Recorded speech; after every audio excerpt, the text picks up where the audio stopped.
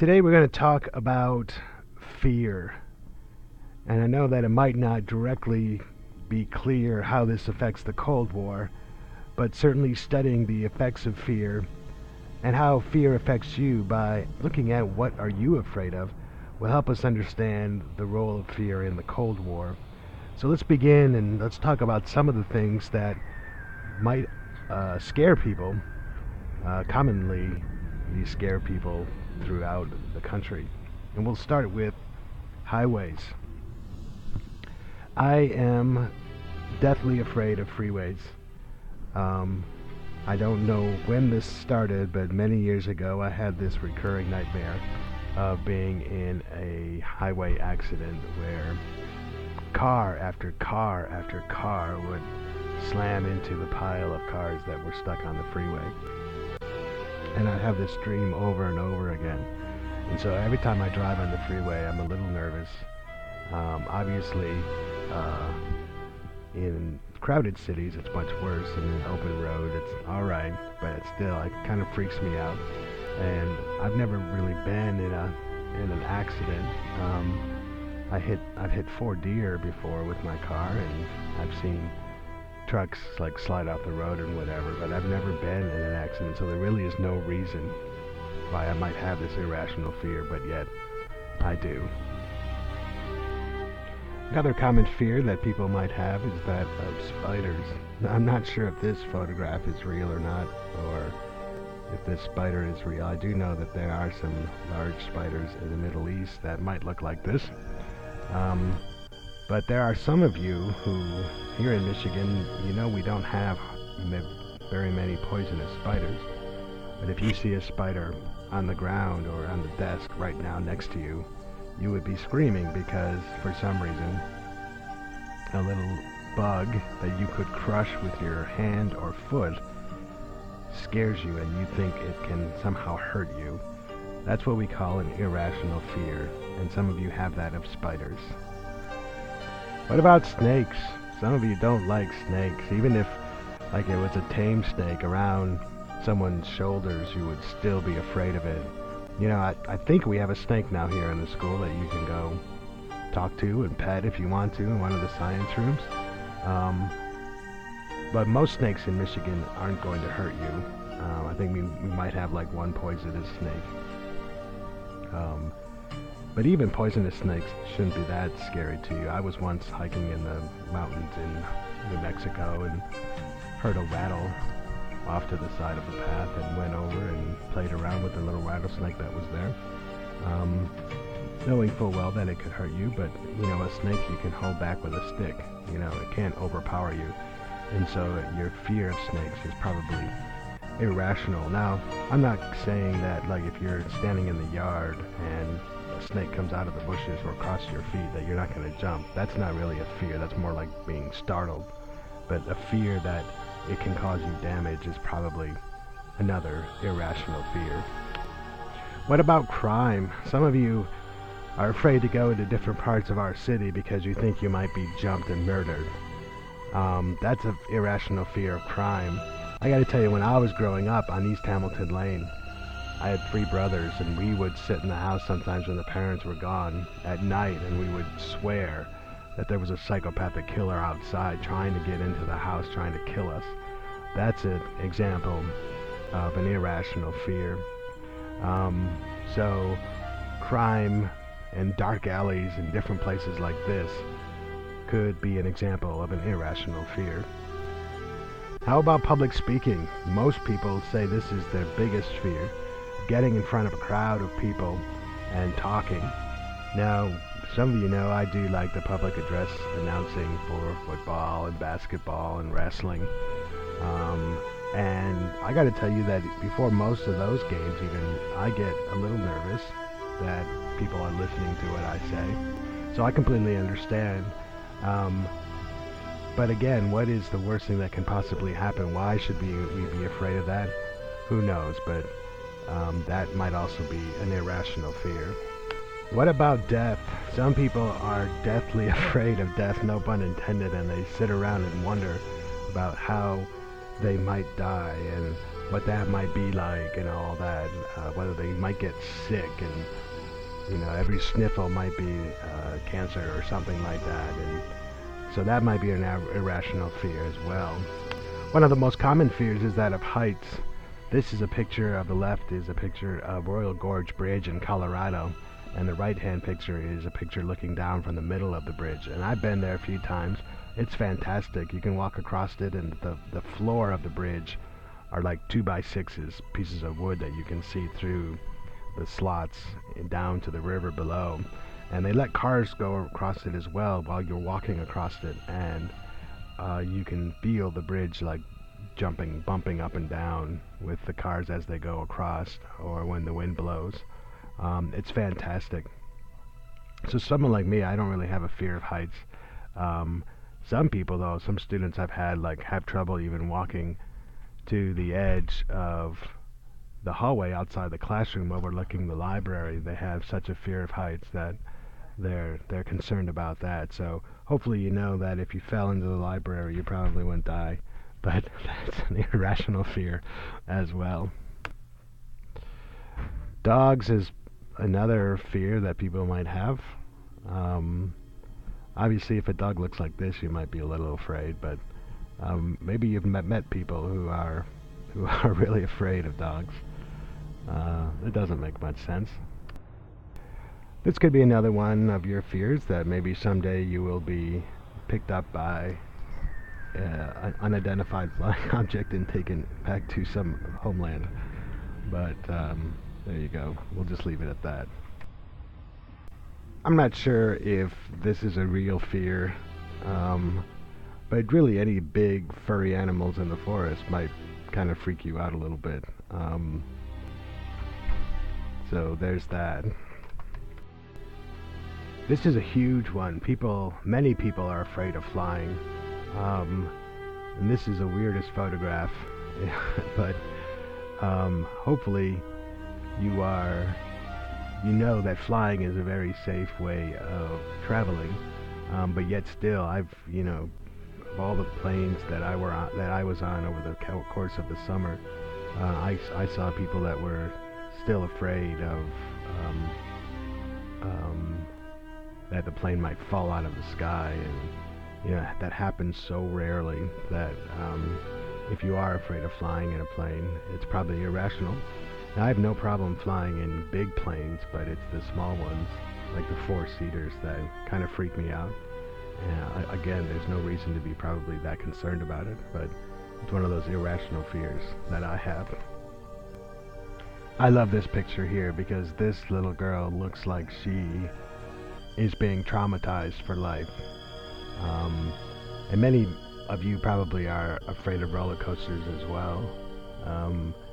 And there are some of you who love them, who love going upside down and through tunnels and whatever. But many people are afraid of roller coasters, and that might be an irrational fear as well. Here's me on my first date.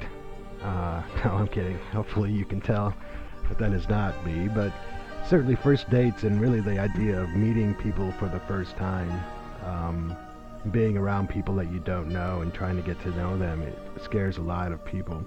And we all know people. Some people are like homebodies and they just like to stay at home and watch the game on TV at home or whatever. Then there are those people who like to get out and watch the game somewhere else or whatever. But there is that fear of meeting new people and getting to know them, and that could be a rational fear, I guess, depending on what kind of people you run into. But for the most part, it's probably an irrational fear as well.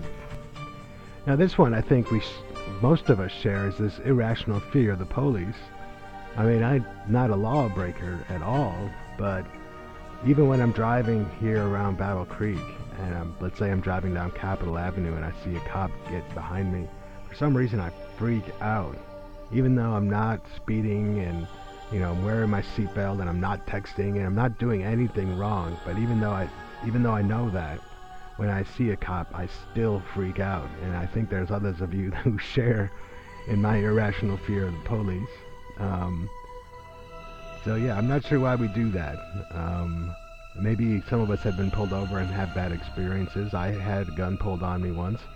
I was driving, and the cop thought I was in a stolen car, so when he pulled me over, he pulled his gun out and told me to show my hands. But that, too, probably is an irrational fear. But I guess the question that we have to ask ourselves is, really, does it matter if it's a rational fear or an irrational fear? If you've read the article that is linked here in the Moodle, you'll see that fear is all about science, and it's all about chemicals in the brain and a part of your brain that's activated and all that. And so it doesn't really matter, really, if it's a rational fear or an irrational fear, because the impact of it is the same. And so when we talk about fear in the Cold War, we'll get to the facts, and we'll be able to determine whether or not you should or we should have been afraid of the Soviet Union, or they should have been afraid of us. But the clear fact is that we were afraid of them, and they were afraid of us, and it didn't matter if it was rational or irrational, because we know from that article that the chemical response in the brain is the same regardless of whether or not it's rational or irrational. Now, I like this slide, because there is this there's evidence that there's this pill with this chemical D-cycloserine that, if taken, may make you not afraid anymore.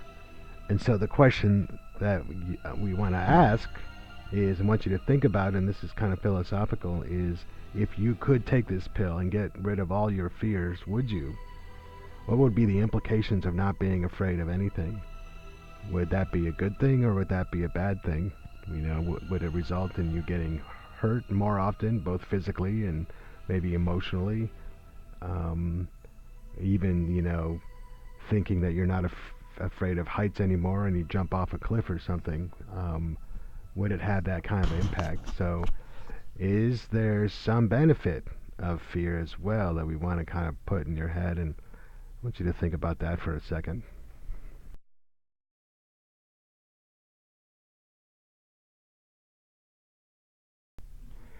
So there's this story about an art student in New York City after 9/11 who just had these blank cardboard boxes that he painted black, and he wrote on and put them around the subway.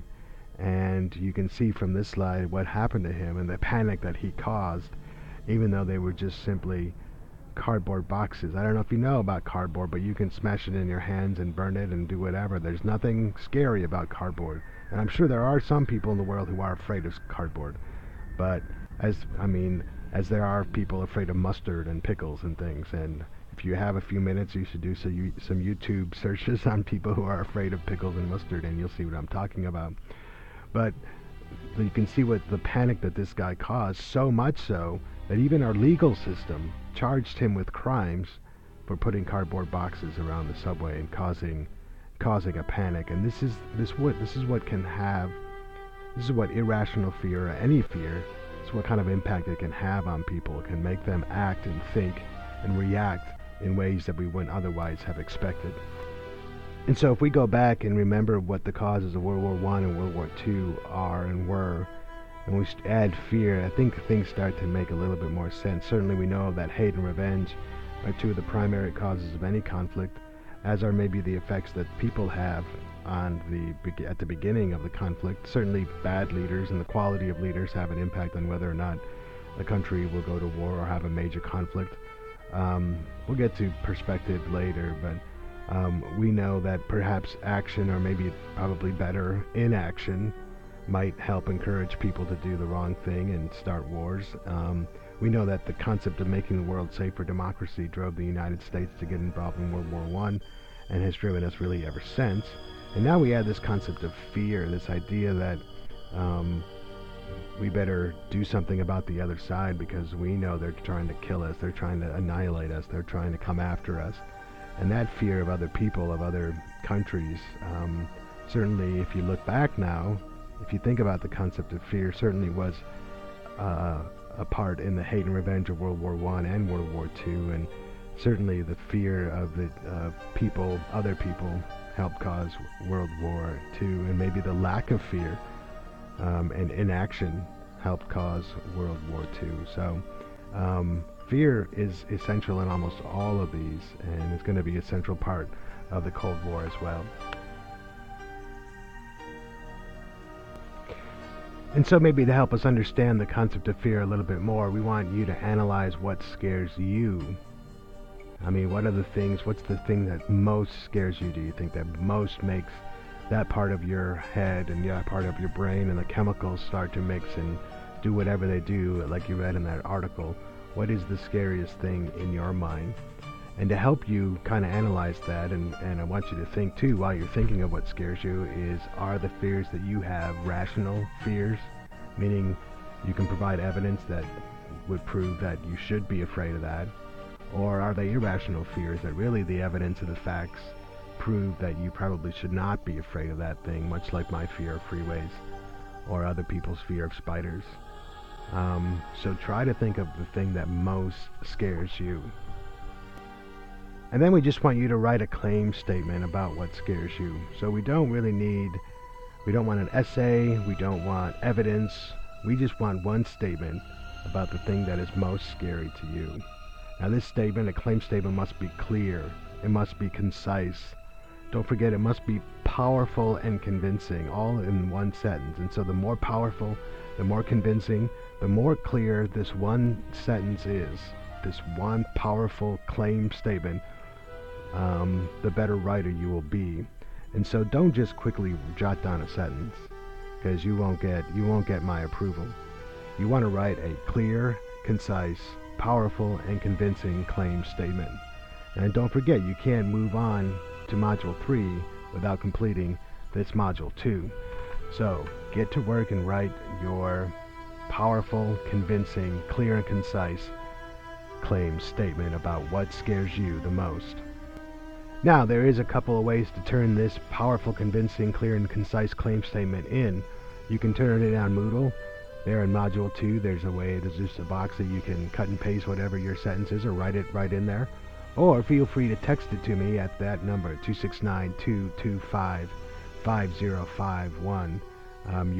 If you can fit your powerful, convincing, clear, and concise claim statement about what scares you the most into a text, feel free to text it to me there at 269-225-5051. I'm looking forward to reading about everything that scares you. And that completes Module 2. Once you get the approval, the okay from me, you can move on to Module 3.